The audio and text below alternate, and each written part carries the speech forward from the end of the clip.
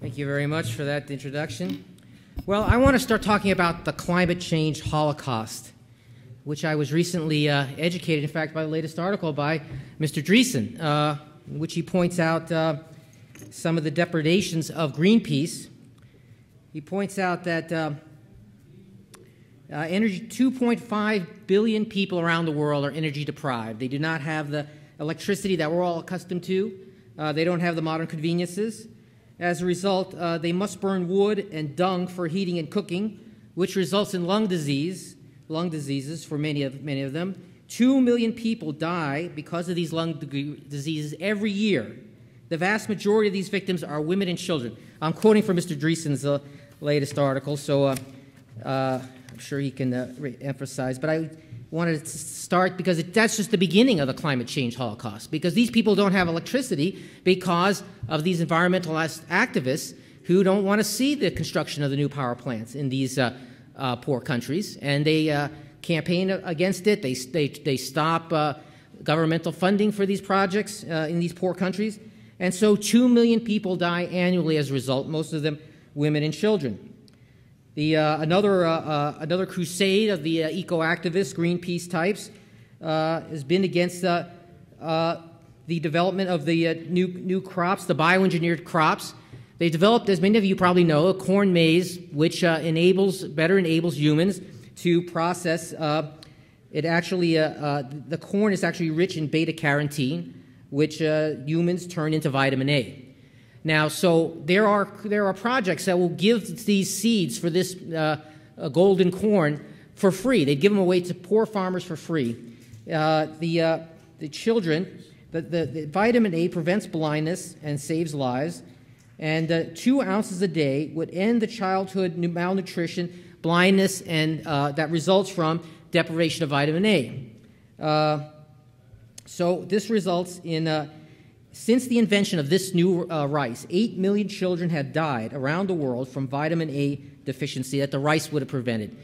But so the elitists, the eco-activists from the rich nations have squelched the development and distribution of this genetically transformed rice that would cure this vitamin A deficiency among poor people, which causes widespread violence widespread blindness among children and death. So, in fact, since it was invented, 8 million children have died from vitamin A deficiency. Now you see why I'm talking about global climate change holocaust.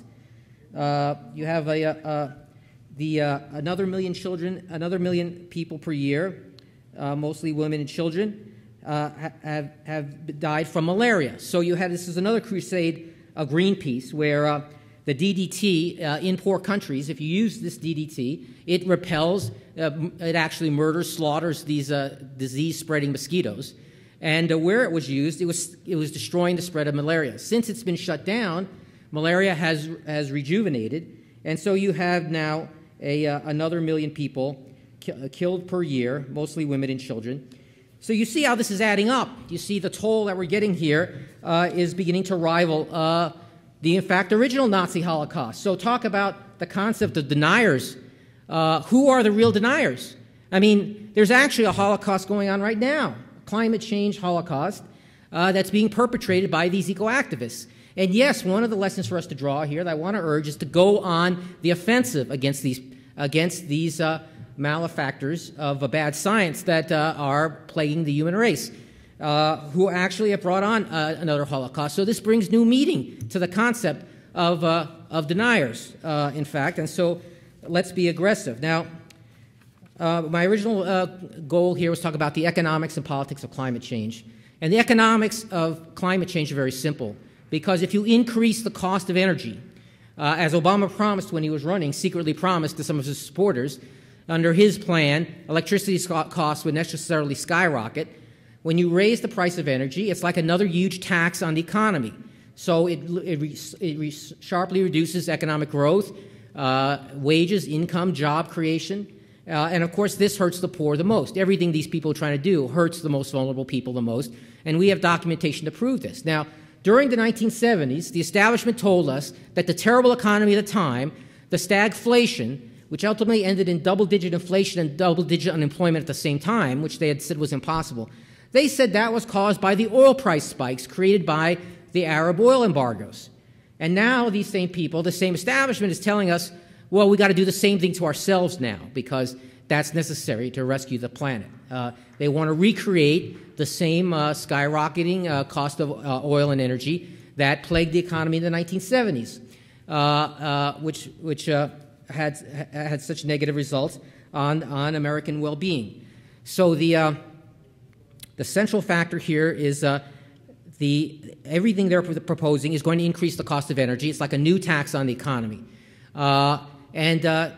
this drives the politics of this. So you see another important result of this drive is that the Keystone Pipeline has now been killed. I mean, Canada announced recently they're building the pipeline to the West Coast and sending the new oil and gas to China. And so you have here right on our border, our friendliest ally in the world has this great, enormous new bounty of oil and natural gas. And these eco-activists have squelched that for the American economy. So it's going to our top competitor now, China. And China, which is a booming economy, which will surpass in the near future the American economy in total size as the #1 largest economy in the world, that is going to the benefit of our top competitor, China.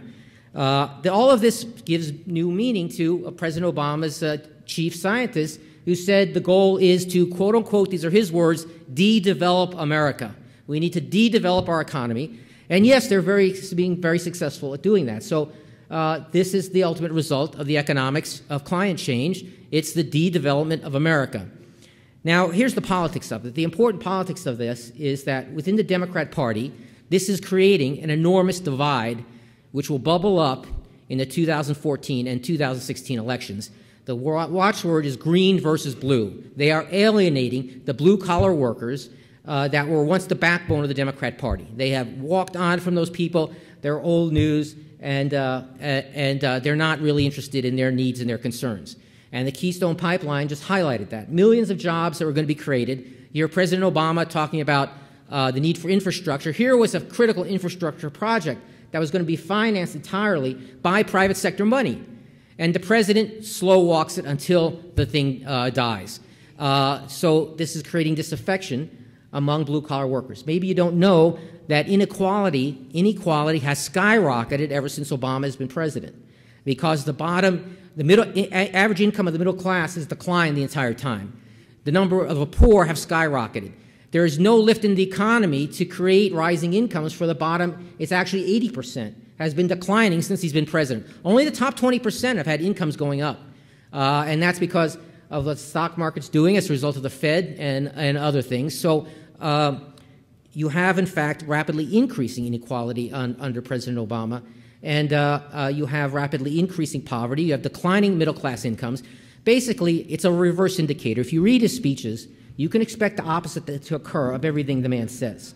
And it's a very reliable indicator. And so this is the thing, is they're recreating the opportunity for the recreation of the Reagan coalition. They're recreating the Reagan Democrats. So the blue-collar workers, Reagan was always fond of saying, I didn't leave the Democrat Party left me. And you have millions of blue-collar workers who are saying the same things to themselves right now today. So this is the dynamic.